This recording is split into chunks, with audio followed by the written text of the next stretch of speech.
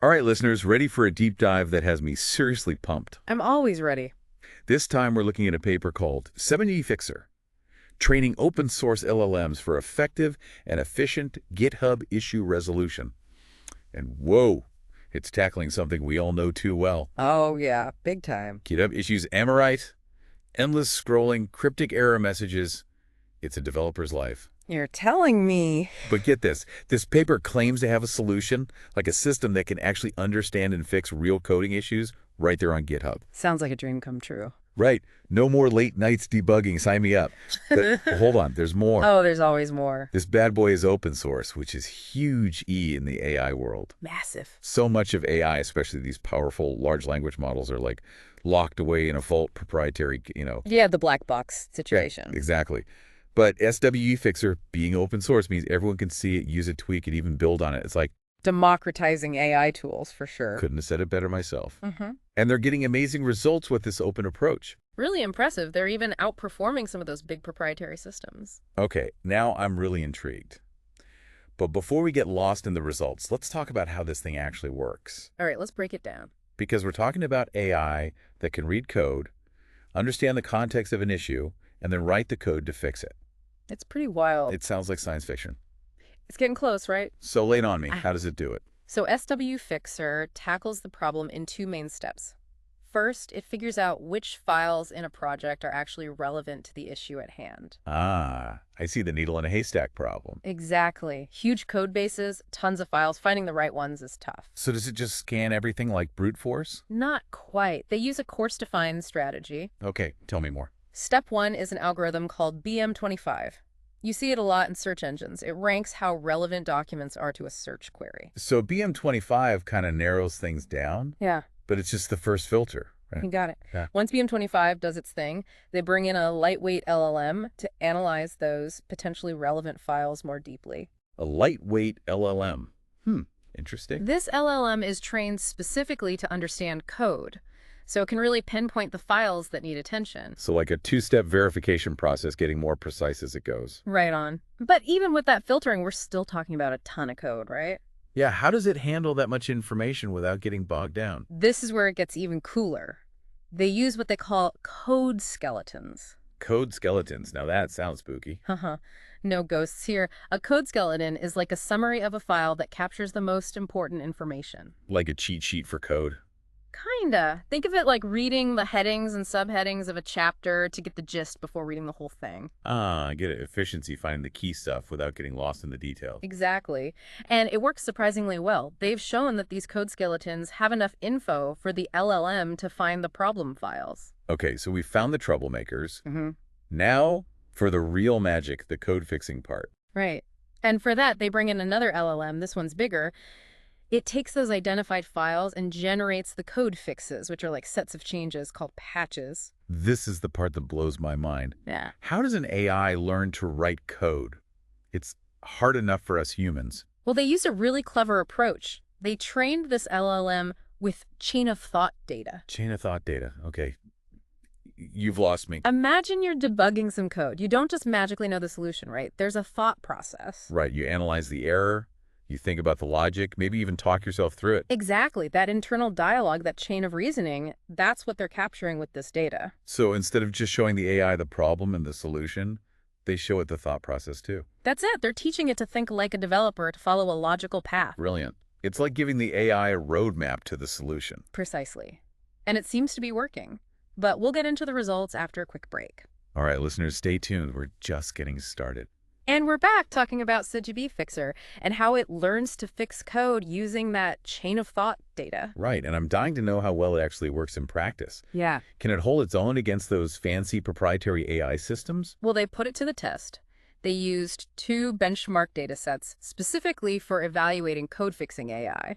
So real-world stuff, not just made-up problems. Exactly. Real GitHub issues, real code, the real deal. That's a tough exam. It is. And SWE Fixer passed with flying colors.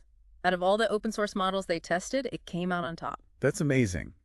But how did it stack up against the systems using those big proprietary LLMs? You know, the ones with all the resources. This is where things get really interesting. SWE Fixer actually beats some of them. No way. Seriously. Not all of them, of course. But for an open source model, that's a huge accomplishment. I'm blown away. Did the researchers have any thoughts on why an open source system could outperform like that? It's hard to say for sure, but one factor could be the way they trained it. Remember those code skeletons we talked about? Yeah, the summaries that capture the essential structure of the code. Right. Well, that approach might be giving SWE Fixer an edge. By focusing on those key structural elements, it might be learning a more general understanding of code, one that isn't tied to the specific syntax of a particular language. So it's like learning the grammar rules instead of just memorizing words. Exactly. That kind of deep understanding could be why it performs so well even on unfamiliar code. Okay, so SWE Fixer is clearly a powerhouse, but it can't be perfect, right? There must be some limitations or challenges. Of course. No system is flawless. One thing that comes to mind is the reliance on those chain of thought examples. Remember those annotated code solutions that show a developer's reasoning? Right, creating those must be a ton of work. It is. It requires careful analysis and annotation, which takes time and money. So scaling that up to create a truly massive data set of chain of thought examples is a big challenge. And then there's the question of evaluating the AI's output. How do we know the code SWE Fixer generates is actually correct and won't break things? That's a crucial point, and the paper actually highlights some interesting avenues for future research in that area.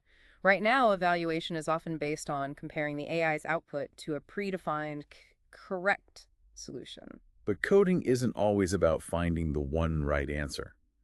There are often many ways to solve a problem, some better than others. Exactly. So the current evaluation methods might miss some really innovative solutions that don't fit the mold.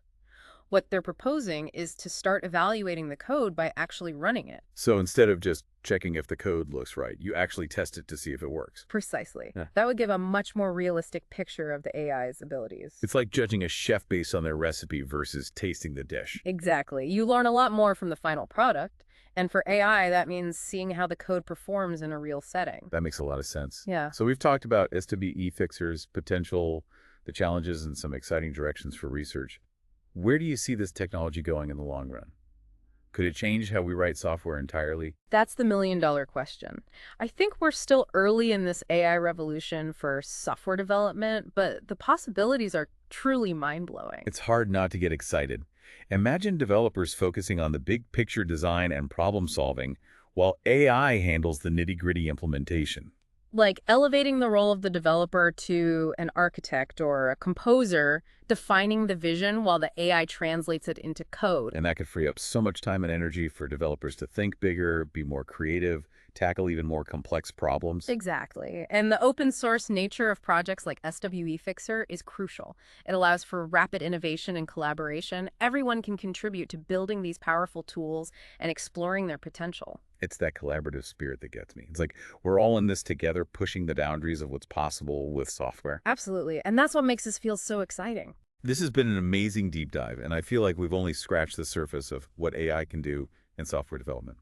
SWE Fixer is a great example of the progress being made, and it's incredible to see these tools becoming more accessible and powerful. It's a fast-moving field, and I can't wait to see what the future holds. We're witnessing a paradigm shift in how software is created, thanks to the ingenuity and collaboration of people all over the world. And speaking of collaboration, I think the open source nature of projects like SWE Fixer deserves another shout-out. Oh. It's the spirit of openness and sharing that's driving innovation at an incredible pace. Absolutely. Open source lets anyone contribute, learn, build on each other's work. It creates a sense of community and shared progress that's truly inspiring. And to all our listeners out there, if this deep dive sparked your curiosity, I encourage you to explore the world of open source AI. There's so much to learn, and you might be amazed by what you find. And who knows, you might even be inspired to contribute to the next big breakthrough in AI-powered software development. The possibilities are endless. This has been The Deep Dive signing off.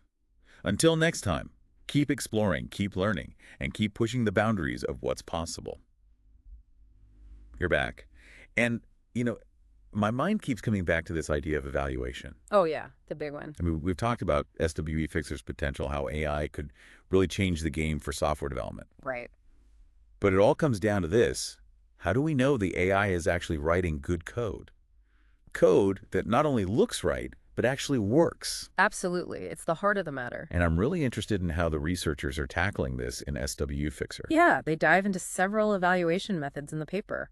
It's fascinating stuff. They even talk about moving beyond just comparing code to like a correct solution, right? Exactly. They want to move towards a more dynamic evaluation. Because right now, a lot of AI code evaluation is kind of like grading a multiple choice test. There's only one right answer. And coding's not like that at all. Exactly. There are so many ways to solve a problem, and some are better than others, more elegant, more efficient, you know.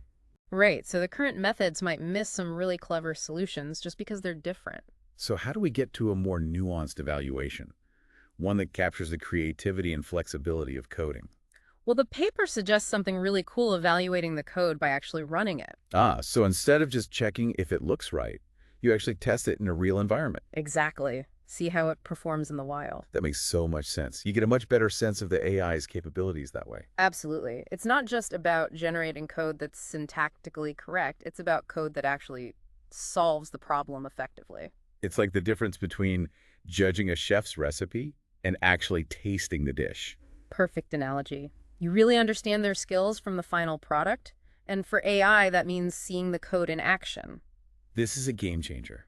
Yeah. It shifts the focus from simply writing code to writing code that matters, code that has real impact. It's about empowering developers, not replacing them. It's about using AI to enhance human capabilities and create better software for everyone.